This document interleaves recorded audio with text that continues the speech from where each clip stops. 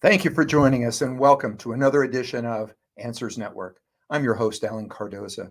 And if this is your first time listening to the show, know that every Monday from 11 a.m. to noon Pacific time, this show will bring on special guests that can inspire, educate, and in some cases entertain, while bringing answers and options to making our lives happier, healthier, and more successful.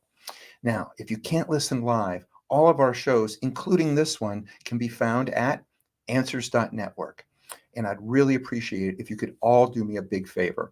Please forward one of our shows to your social media group and to someone you know who can benefit from a particular subject. This is one powerful way that we can make a positive influence in the world together, something our guest today is already doing. Now, the 21st century hasn't started the way many expected, and certainly not like I would have scripted it. We've been presented with a global pandemic, climate change concerns, the resurgence of authoritarianism, polarization, self serving divisiveness, and war that once again threatens to consume the planet. It can feel frustrating and hopeless, but there is hope because we have the resources, wisdom, and most importantly, we have one another. Our topic today is also the title of our guest's new book, Tomorrow Together: Essays of Hope, Healing, and Humanity. A book that will reconnect us to the beauty and pain of our shared humanity, the wisdom of the natural world, and how together we can build a better tomorrow. Our guest, David Dye, helps human centered leaders drive innovation, productivity, and revenue without burning people out. After 2 decades as an executive and elected official, David and his wife, Karen Hurt, founded Let's Grow Leaders, a training firm focused on human centered leadership development for those determined to get breakthrough results without losing their humanity. Leaders, they found, were hungry for practical tools and leadership development that really sticks. Now, since 2013, Karen and David have helped grow over 10,000 leaders in 14 countries with their live leadership development programs, keynotes, blogs, videos, and books. They also provide clean water to the people of Cambodia through their Winning Wells philanthropic initiative. David, welcome to Answers Network. Oh, thank you so much, Alan. It's just a delight to be with you. Glad to be here. Well, I have enjoyed the last week learning more about what you and your wife are doing. Before we get to the book, I want to tell you that I love that you chose to make a positive difference in the world by growing new leaders. I can't think of a better way to make positive, long lasting, and sustainable change. So, first, thank you for that. Well, thank you for saying so. It's definitely a passion of ours for sure. Well, and this is what this show is about, is we're trying to bring on people like you. We want to show people out there that they can make a difference. And there's so many different ways that we can do it. And I want to kind of jump into the book. I love the fact that you've broken it down in areas that people can make a difference. And let's talk first, I think, about the power of community, because it's one of the central themes of your book. And again, for those out there, the book is Tomorrow Together. And it appears to focus on the power of community and how it can help us heal and move forward. What are some of the things we can do, be it from small local communities or global networks, to connect with others and find hope and strength in what now people would refer to as difficult times? Yeah.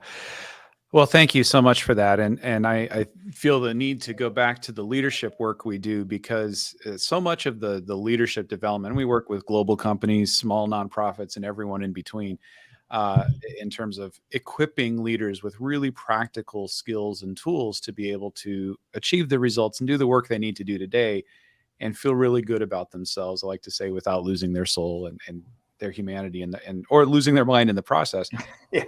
And so we focus on the really practical. This book, Tomorrow Together, is very much, as you know, having read through it, much more focused on the human-centered part of that equation, Mm-hmm. much more reflective in nature. I'm not writing with specific prescriptive answers for everything, but getting into the question that you asked about community, uh, because you're right. That's a central theme, a central premise is that it's not called, hey, tomorrow could be better. It's tomorrow together. It's, if we're going to build a better tomorrow, which I believe that we have to do it together. And one of the fundamental premises of that is that it's a tomorrow that has to work for all of us. So if I were to talk about, like, when you're talking about community, what are some of the aspects? One of the first things is to recognize we live in a shared space. We share this planet. We got one rock Mm-hmm. hurtling through space. And at least for the time being, I mean, science fiction may get us there eventually, right? But for the time being, we have one shared space. So how do we share it in a way that makes sense and that's going to work for all of us? And that's a to me that's a fundamental question of our time. How do we live together? So I'd start with that question and recognizing the need for us to find answers to it. Then if I get really practical, it's person by person, it's relationship by relationship. And as we do that, is to recognize that none of us have a corner on the capital T truth, all the truth there is to know, and that whatever it is that we believe, that we're able to leave room for edits and discussion and learning another person's perspective, and to stay humble in the face and to stay curious as we interact with one another. And so, if I just could throw out a couple of words, humble curiosity, it's cool and confident to believe what I believe. And let me do that with a small c, confident, and a small t, it's the truth that I know up to this point. Hopefully, I'm going to learn something else tomorrow. And I love the way that you've put that. And I think that if we can go into more situations asking questions than feeling as though we have the answers. And that's one of the things we try to do with this show is we want to bring people on that are giving us answers that make us think. And what you just said really is, let's think about how we can be humble. Let's think about how we can recognize things that are our truth. But sometimes by listening and asking questions, we can learn a lot more. And that was a good sort of a theme that I got from your book was, you know, yes, we're all together. Yes, we're sharing this planet. And let's focus on listening to other people rather than it seems as though now with especially with media, it's more about who can shout louder Yeah. about what their supposed truth is, as opposed to asking the question, so explain to me how this is your truth and help me understand. Yeah. Yeah, exactly. And it doesn't mean that I'm totally going to agree with all of that perspective, but I still want to create a world in which you and I can disagree and live with one another, and and Yeah. that's okay, that we're able to do that. And obviously there are some limits to that. If my truth or my belief is that you shouldn't exist, well, that's going to be a problem. We have to create a different playing field than that. And and that takes time and effort and influence, and it's not easy. That's a lot of work. I recognize that. And you mentioned, I mean, again, that you were in politics.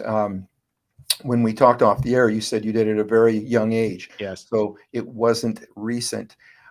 What are the differences that you see now in when you were involved in a level of politics Yeah. to be able to work together with people versus what it appears we're being given today?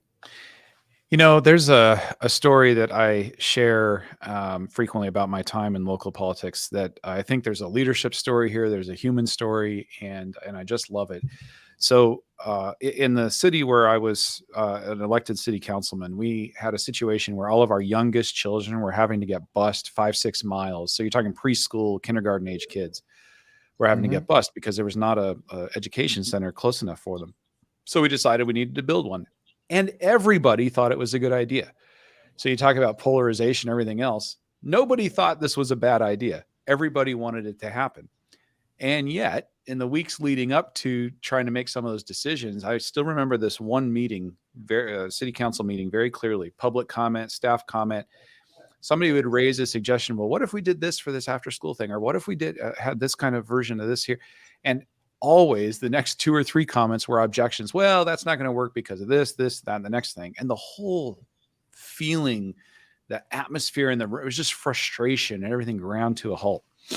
Mm-hmm. And the mayor at the time, his name was Joe Rice, went on, served in the Guard and helped rebuild democracy in Iraq after the war. And just, he's a great, great guy, steered in the Colorado State Legislature eventually.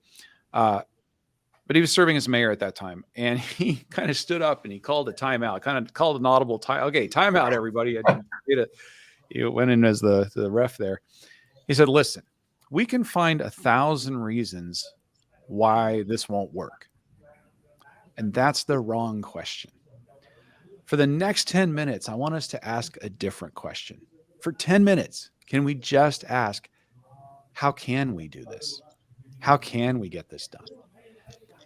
And such a brilliant moment.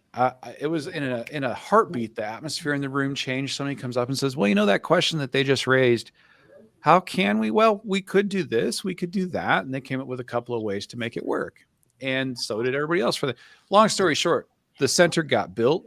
The stats on the impact for those kids were through the roof. The school district eventually saw the impact. It was a fantastic success because of one question that somebody said. Instead of asking how we can't, or what's separating, or what's dividing, or what gets in the way, what if we ask how we can? And just a subtle shift like that, it's not fluffy. It's very practical, and it's a very concrete thing that each of us can do to ask, how can we? Whether it's in a relationship with our neighbor, or maybe even in our own family. I mean, plenty of houses, we have arguments with one another. And if I just were to ask, how can we? The difference that can make. Yeah, and you're so right. Be it in our family or in our business, and so let's talk a little bit about some of the training, some of the things that you're doing with Sure. With leaders. Yeah. And as I said in the introduction, I mean, over 10,000 leaders in 14 different countries. We need to update that now. We're over the last couple of years here. I think that's about 18 months old now. We're every continent except Antarctica. It's like we've got all over the world. That. Yeah, I love it. So if anybody's listening from McCurdo base in Antarctica, give us a call. We want to be able to say every continent. Every continent. That's right. Let's talk about some of the key things that you're seeing as these children, as these leaders, some of which are very young, are learning and evolving, and how they're going to be able to make a difference. For instance, the difference between someone who's here in a major metropolitan area in the United States and someone who's in a small village in Africa. Talk about some of the similarities and differences that you're seeing. One of the things that I fundamentally believe is that the most effective leaders are good students of humanity, that they're really students of how people operate, how they work, what motivates us, learning all the different kinds of personalities and approaches people bring. And the ability to do that well can come with education and training, or it can come through a lot of intuitive finding your way through things for people in different situations. And so that ability to bring people together, like that's the heart of leadership, right? It's the ability to bring people together and to do more to build a better tomorrow than any of us could do on our own. So if you're in that work, doesn't matter if you're in a small village and leading a multinational corporation, like if you're doing that work, that's leadership work. And so what are the skills, what are the abilities that go with that? So often people will automatically gravitate to kind of old school ways of looking at leadership, like that very charismatic executive presence kind of person. And there's certainly a place that is one style, but it's not the only style. Right. And so that ability to, getting back to what you were saying earlier about questions, in today's world, we live in a complex world. The idea that as a leader, you're going to have an answer for everything, That's ridiculous. I know. But so many leaders still feel that's how they have to operate, especially I think younger, when you're talking about frontline supervisors, maybe second, maybe even third level leaders in large organizations, is that they have to have all the answers. And there's just no way. The world's too complex. Hmm. So there's so much more value in being able to ask a good question. And as you said earlier, to truly listen and then synthesize and bring together and help people arrive at that decision together and clarify those processes and how all that's going to happen, and helping people feel heard, helping people have the ability to raise their hand, and not just the ability, but that you're building that culture where that's the norm, is consistent contribution, and that people are consistently contributing, solving problems. If you can do that as a leader, you're 10 times ahead of your competition who's trying to have all the answers and just telling people what to do. Yeah, as you were saying that, the thought that came to mind, or I guess maybe something to add to it, is also that ability to make them feel comfortable in disagreeing, make them feel comfortable in expressing something that is different. Yeah. Because I think that becomes another issue that we run into, is that, you have people that, if you shut people down enough times, they're going to quit offering suggestions. And that enough times is usually just once if we do it too negatively. Yeah. Hmm. And then you've lost them. Yeah. Yeah. Yeah. The practical side of that, Alan, I think, is that as a leader,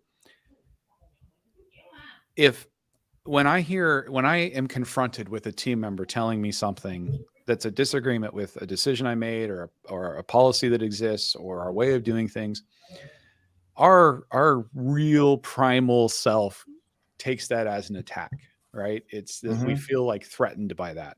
Not because there's anything wrong with us, it's just the way that our early brain biology works.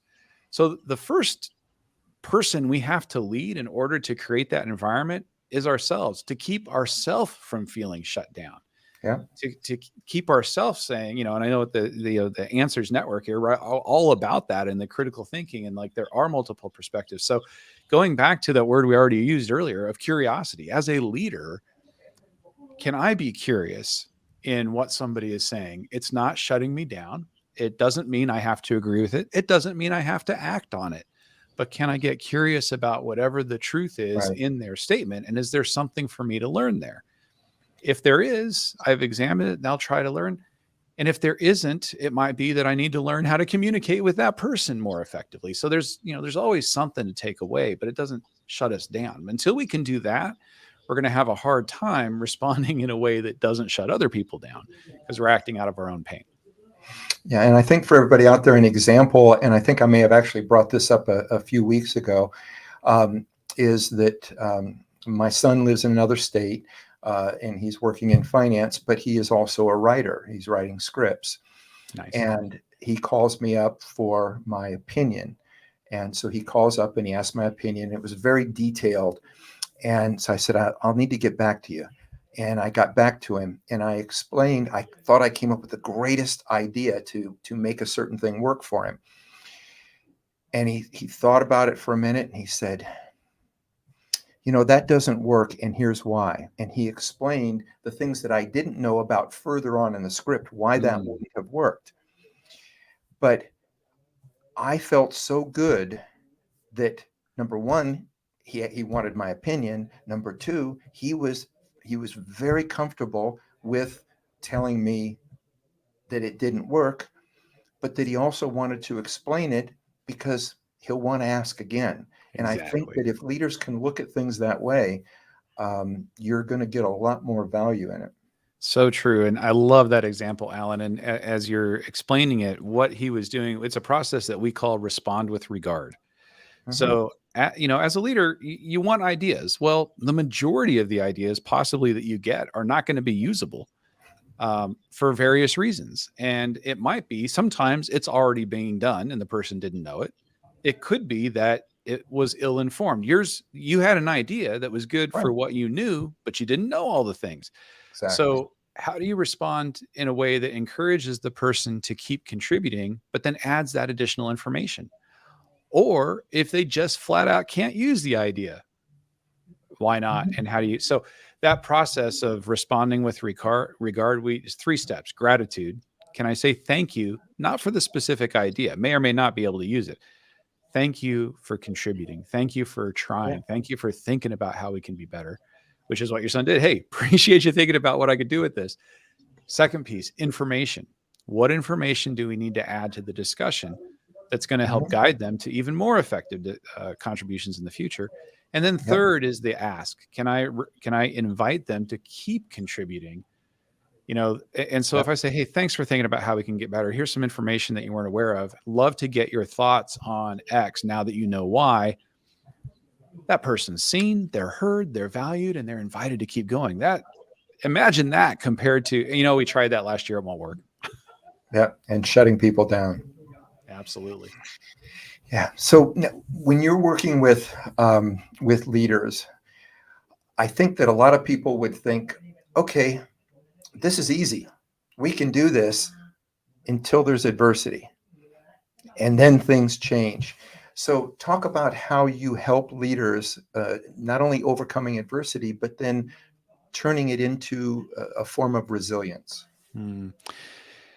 Well, I go back to starting with yourself and making sure as a leader that you've got yourself centered, grounded, connected, and that if you're in a place where you're out of control or reactive, it's going to be really hard to lead your team. So, what are you doing to get yourself connected? Do you have people and your own health? So let's assume all that's there.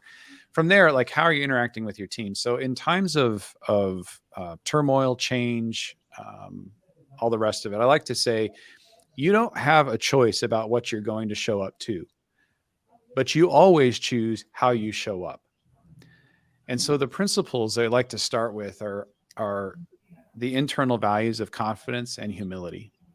So confidence that I have a vision, that I'm confident in our team that we're going to figure this out. And I've got some thoughts and I'm clear on that. And humility to say, I don't have all the answers. I'm going to make mistakes. I'm going to own those when I do. And to invite solutions, all of that. So, confidence and humility. How do I show up with both of those at the same time? It's not an either or, it's landing in the and. So, land in the and of confidence and humility. And then, in terms of what I'm focused on in every moment by moment, how do I focus on results and relationships, achieving the results we need to achieve and building the relationships? So, like, let's just take one really practical way to do that. When you're leading through rapid change, turmoil, stress, adversity, any of that kind of thing, communication is always important. It's even more important in those moments. Right. So, getting clear for your team about how you're going to communicate through whatever's happening. Here's what we know. Here's what we don't know. Here's how I'm going to find out, or we're going to find out the answers to the questions that we have. And here are the wild cards that we're just going to have to contingency plan for. So let's get clear on that. Then here's how communication is going to happen. Here's how I'm going to ensure that you know as soon as I know, and we're going to do it these 3 ways. I'll be doing X, Y, and Z, and you can count on that. So, what certainty, when things are unclear and ambiguous and crazy, the more certainty we can provide, the easier it is for people to go, yeah, okay, I'm on it. Let's do it. And there's some great case studies and things you can watch. What's some of the positive responses that happened in the Fukushima nuclear reaction when the tsunami flooded it and all. Um, there's just some of these that are like high pressure, high stakes. But if you can get clear about what you know, what you don't, what the wild cards are, what process you're going to do, and then how you're going to communicate, that gives people certainty that they can act on and know this is what I need to do right now and focus on that, even in the middle of everything else. I love it. So I want to touch on there's so much that I have. This is one of those shows I wish we had a couple of hours. But I also know that the book emphasizes the importance of diversity. I mean, both in terms of culture, social diversity, as well as diversity of thought and perspective. Mm-hmm. So please share some of the ways you believe we can create a more inclusive and a just world, or maybe a just work environment. Sure. I feel like I'm overusing these words today, but it's true. It's curiosity and humility. So let's start with what we're aiming at. So sometimes people have this picture of what inclusive or diverse or what any of those words, depending on our background and history and all that, what that can mean. But what I mean by those, and I love the idea of creating a workplace where each of us shows up being able to bring our best self and being valued, appreciated, respected, heard, all of those things. Who doesn't want that? Hmm. Uh, I don't know anybody who doesn't want that. And if I want it, so does that human being next to me, whoever they are. So what does that what does that look like? How do we get there? Well, the getting there begins with recognizing that whatever it is I have brought to the table so far, I ought to and should and will know more tomorrow. Two things happen with that. It can create some discomfort. Uh, like, oh, I didn't know that. How do I feel about the fact that I didn't know that? Well, in our culture and world, the way we have existed up till now, in many ways, our response to that is some form of shame or embarrassment or whatever else. And that's silly. Like, why should I feel shame or embarrassment? I didn't know that. Well, oh gosh, now that I do know that, I can do something different. And being able to approach that, that way, there's so much power in that. And I don't care what kind of thing we're talking about. Like when I share a story in Tomorrow Together. When I was a young boy, I grew up in Denver, and I grew up on the southwest side of Denver. So, like any big city, you get used to seeing downtown with all the skyscrapers and high rises from a certain perspective. That bridge is there, that building is there, and that's just your picture of downtown. Well, one day, my friend his mom invited us to go to work with her, and we'd spent the night, and we pile in the back of a pickup truck. This was in the days when you could, pile in the back of a pickup truck, and it was cold and windy. It was like February. So we all lay down perfectly flat to stay out of the wind. So I'm not seeing where we're driving. Well, we arrive, we park, I sit up, and it was like my whole world just spun around, and like, because downtown had got shaken up in a bag and poured out in a totally different way than I'd ever seen it before, because instead of being where I was used to seeing it from, we had gone to the 180 degrees the other side. And it was like this mind blowing, as a kid, right? This mind blowing change of perspective of what happened here. And as it settles in, you're like, okay, I'm seeing it from this perspective and so forth. And then I was like, wow, there are kids my age who've grown up over here, and this is the only perspective of downtown they've ever known. Yep. How wild is that? So that's interesting. So I'm writing about this, and one of my best friends chimes in and tells me, he says, David, what's interesting? I moved around a lot as a child, all over downtown.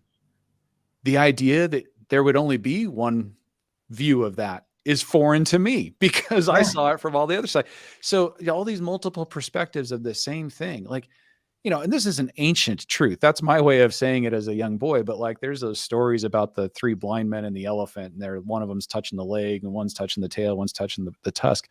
Like, we all see things from different perspectives, and can we honor that? Can we get curious about it? Can we learn from that instead of, having to double down and say, no, mine is the only way of seeing this? And, that ability to hold, this is my perspective, with the awareness of there are going to be others and I can learn from those. All of that helps us do the things you're talking about.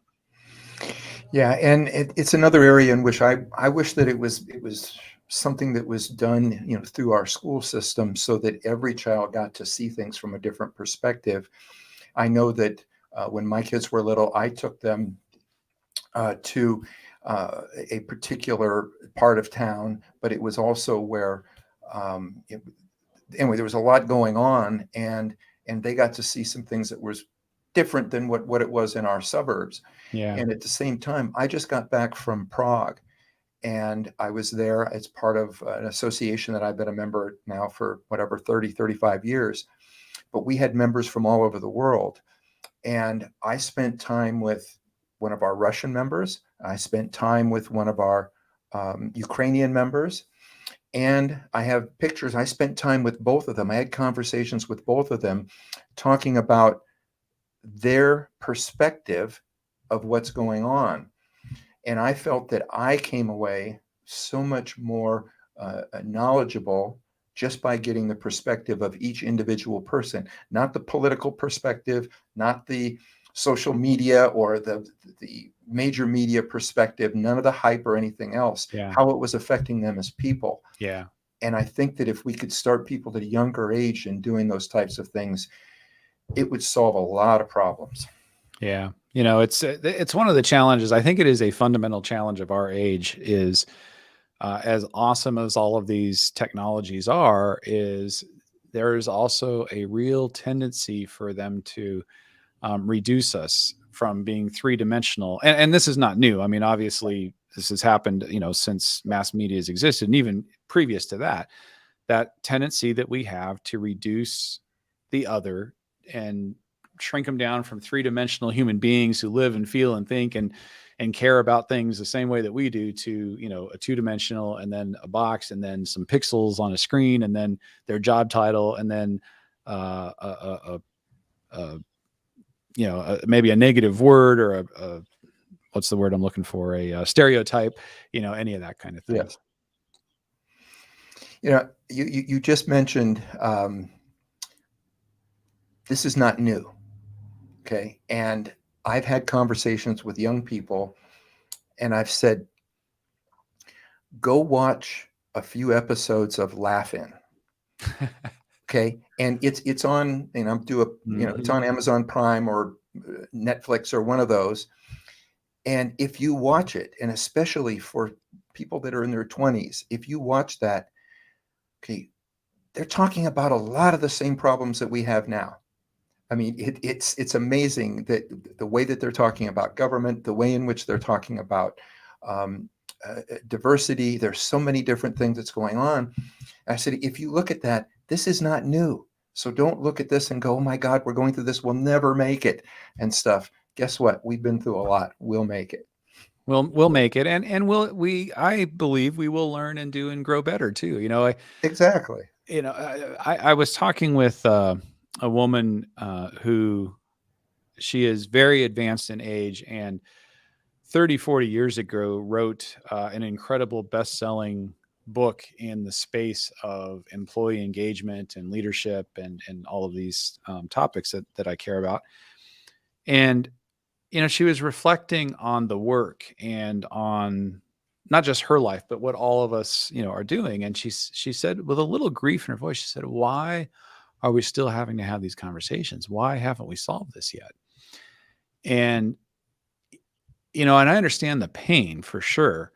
I think that there's a reality of, there is this duality of human existence, right? There's the joy and the pain. There's the insecurity. There's when people become afraid, we get nasty when we're afraid, and all of the harm we can do to ourselves or one another in that. And we don't outgrow that. We have to continue to refresh and apply the tools to help our best selves come out. And it's just like parenting. We're still learning how to be the best parents we can be. And people have been parenting since there have been people, right? So that parenting's not new. But guess what? We're still writing, selling books and podcasts and everything else as we learn different things, learn to do it better, as science advances, all that kind of thing. Yeah. Our guest is David Dye. The book is Tomorrow Together, Essays of Hope, Healing, and Humanity. We're going to take a break. We'll be right back. You're listening to or watching Answers Network. Conflict International are experts at uncovering the truth. Our specialist team has decades of experience in providing a range of bespoke investigation and intelligence services to companies and individuals. Whether you need professional screening or background checks of employees, due diligence of potential clients or business partners, asset tracing services, or surveillance, Conflict International has a rapid response team on hand to get you to the heart of the matter. Our key strength is in our global capabilities. We can tap into an extensive network of trusted professional investigators based in most jurisdictions worldwide, enabling us to go almost anywhere a case takes us. Conflict International has decades of experience with a diverse range of skills among our team, developed from backgrounds in military and security intelligence services, as well as practiced lawyers. Visit our website today at conflictinternational.com to find out more about our services. That's conflictinternational.com. Global reach, local knowledge. And we're back. The book is called Tomorrow Together, and we're speaking with David Dye. David, one of the things that I loved that you addressed in the book is environmental sustainability. Share some of your ideas to create a more sustainable future and how it works for all of us. Oh, just that, huh? And how much time we have left? Yeah, I was going to say. You know, I the first thing for me is, when I talk about the environment, I talk about nature, like it comes from a place for me, and everybody again is different. Everybody draws their energy and things from different places. For me, it's very much I get so much life and energy and healing and centeredness and all the other things from a good hike in the woods, Mhm. or a trail run or what have you. But the thing that is interesting about that is when you really study environmental systems and ecology and all of it, the way that it all plays together and without having to be managed. It's a fascinating principle. So let me just take a real practical example that comes a little bit out of nature, but then we're going to go back into it. So Okay. this incorporates growth, nature, trees, people, and leadership too.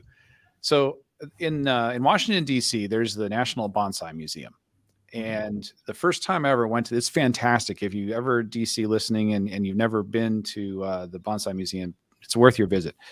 The National Arboretum, all of these trees, and then in the center of the Arboretum is the Bonsai Museum with this huge collection of bonsai trees, many of which were gifted uh, to start the collection in 1976, celebrating the U.S.'s bicentennial. They were gifted by Japan. At the heart of that collection is one of my very favorite trees on the planet. And yes, I have favorite trees. I can give you my top 5, but I'm just going to talk about one right now. This tree is almost 400 years old.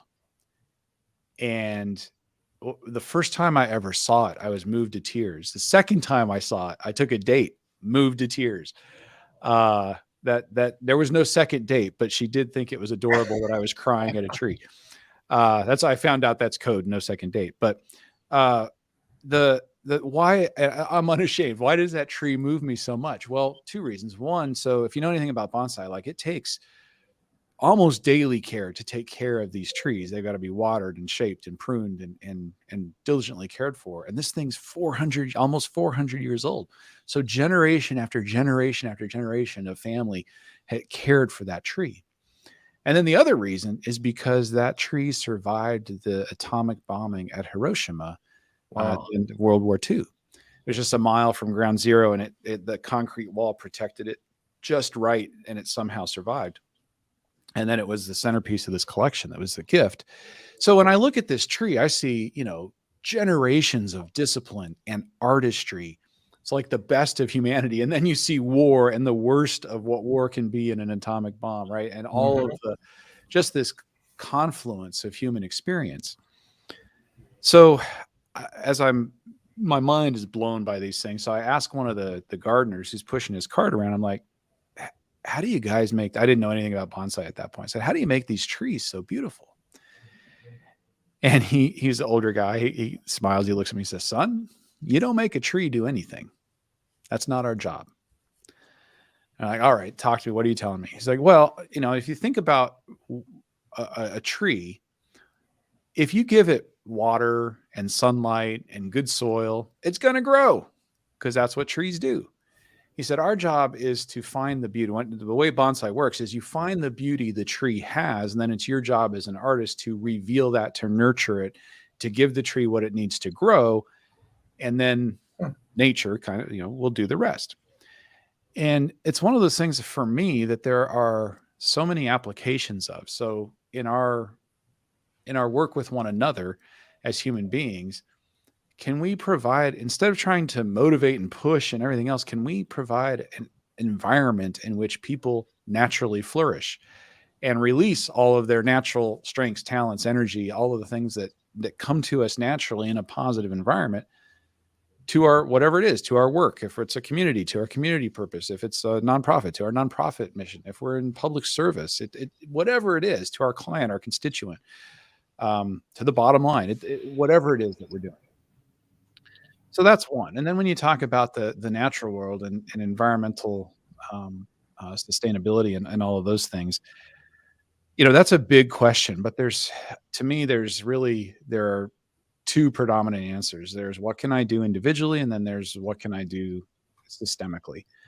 And the individual things, I mean, those are fairly well known. You can go to Chat GPT or any website and all that kind of thing, and constantly evolving, constantly new things happening. Um, you know, going to renewable energies and signing up for all those kinds of things, or just as a practical example. But then systemically, what are we pushing for politically? Who are we supporting in terms of policies, with the balance of what that means for humanity, for people's welfare, for all of that? And for anybody who is a super environmentalist, if you're listening, I would encourage you, we have to think about the end. It's always the end. It's not just one thing. As soon as we make it one thing, it's really hard for people to go, well, okay, how does that affect again, if people are experiencing fear of not being able to eat, provide for their family, survive, we're not having a discussion that has a positive outcome, right? Right. So you've got to always be thinking about that and in any of those things. So I don't want to oversimplify and say that that's super simple or super easy. I don't always make the right or best choices I can. I'm still learning too. I'm dealing with flying right now, so now a lot of the airlines are starting to offer carbon offsets, if you believe in that, for flights and all that. So there's it's continually evolving. But so staying informed, staying educated, and looking at what can you do individually and then systemically. And in 2 minutes, which was probably 5 minutes, that's probably the best I can do for you. Well, you kind of came right into the other subject that I was going to go into anyway, which is education and learning. It was another key theme in your book as far as the importance of education and lifelong learning. And I have always described myself as a lifelong learner. So I couldn't agree more. So share with us how we can all benefit, how we can all look at life from a learning standpoint and continue to grow in such a way that it benefits all of us.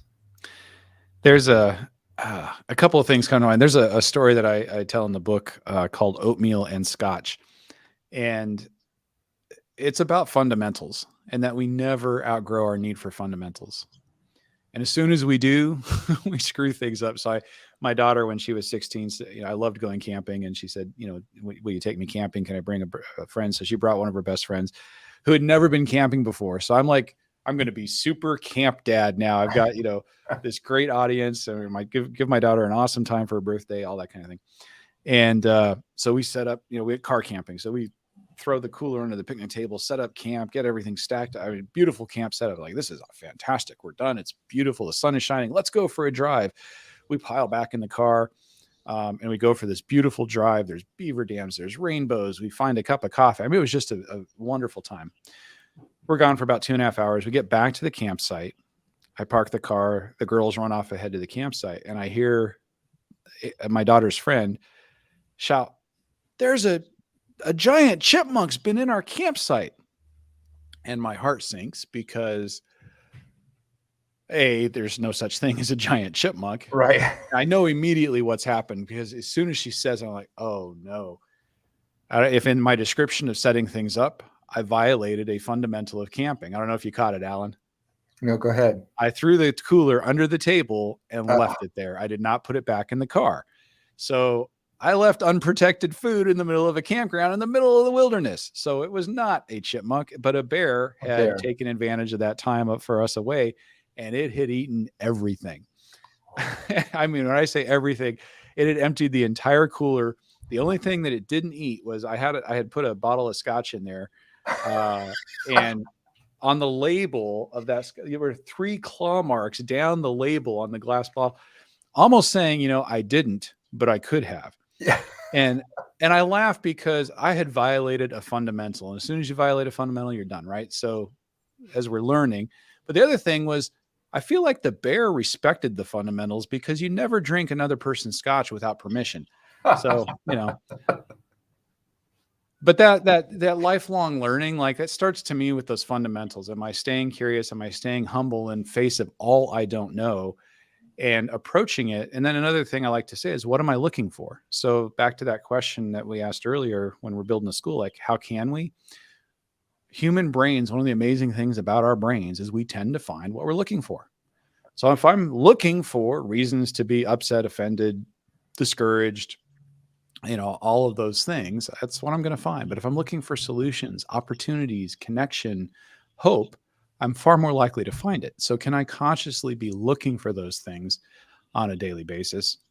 More likely. It doesn't mean it's always going to happen, but I'm more likely to find them. Well, another part of the book, and anybody who has watched this show or listened to the show knows how much I believe in gratitude. But I don't know if you know, but with my son and I having written, we wrote the Attitude of Gratitude journal, and we wrote it originally for teens, was the plan. But I love how your book highlights the importance of gratitude and mindfulness in fostering a sense of well-being and connectiveness. How do you believe we can get more people to cultivate this practice and find greater peace and happiness in their lives? First, cultivate it ourselves. Yep. I don't know that there is a stronger way to do anything. So, in our leadership development programs, always we'll start, after some quick orientation, whatever. One of the first things we talk about is a syndrome that, and I'm sure there's some psychologist that has a nice fancy name and data with it, but I call it Sasrant syndrome. SASRNT. It doesn't spell any real word. Stands for so and so really needs this. And what that means, why I call it a syndrome, is that as human beings, we have this tendency to say, that's a great concept. That's a great tool. That's a great idea. That attitude of gratitude, for instance. Wow, that is so true. Who really needs, so and so really needs that. And we immediately run off and say, who needs that? My teenager, my husband, my wife, my partner, my boss, my team, whoever it is. And when we do that, in running off mentally to give it to them, we skip applying it to ourselves. And how much more effective is it when I can cultivate that for myself? Nothing's going to be more attractive and more influential than me truly living out of that attitude and truly having people come up to me and say, David, and I'm actually right now, I'm thinking of another really well-known thought leader in this space who I've had the chance to talk to a number of times. And he just has this presence about him that is encouraging, and it's inviting, and it's open, and it's wonderful to be around. And I'm transformed by that because I want to be like that. Exactly. And so is what I am, how I am living, is that attractive and transformative for other people? That's number one, because if it's not, why wouldn't they want to follow me? Why would they want to listen or be persuaded by anything I've got to say? So number 1, 2, and 3, cultivate it yourself. Start with you, and then invite people on that journey with you. As much as I hate to say that we're out of time, but that's a beautiful way for us to wrap this up. Start with gratitude and start with yourself. David, thank you so much, and for coming on the show, but for writing this book, and for just being one of the people out there that is making a positive difference in the world, and you're doing it for the next generations, which makes it even more beautiful. So, David, thank you so much. You're very welcome, Alan. I appreciate all the work you're doing. And for listeners, be a voice in that choir. We need every single voice in that choir that's building a better tomorrow. Tomorrow together. That's what it's all about. Absolutely. And yes, folks, the book, Tomorrow Together, Essays of Hope, Healing, and Humanity. And David, I assume it's at any bookstore, your local bookstore. Try and support them first. And if not, Amazon and everywhere. Your local bookstore can get it for you if they don't have it in stock. And otherwise, wherever you'd like to go, it's there. All right. Again, David, thank you so much. I appreciate it, Alan. Take care. All right. And for everybody out there, please be with us next week when we are joined by Rachel Senior as she discusses her new book, The Business of Dreams. And please visit our archives of past interviews at answers.network or just subscribe to the show through Apple Podcasts, iHeartRadio, Spotify, SoundCloud, YouTube, Rumble, Spreaker, and so many other popular podcast platforms. And if you like what you hear, leave a review. Know that it helps us reach more people, and we greatly appreciate it. The next time you're on Instagram, Facebook, or Twitter, please remember, stop by our page, check out some of our latest shows. If you like them, please like us and spread the word. For everybody out there, be good human beings, and be with us again next week on Answers Network.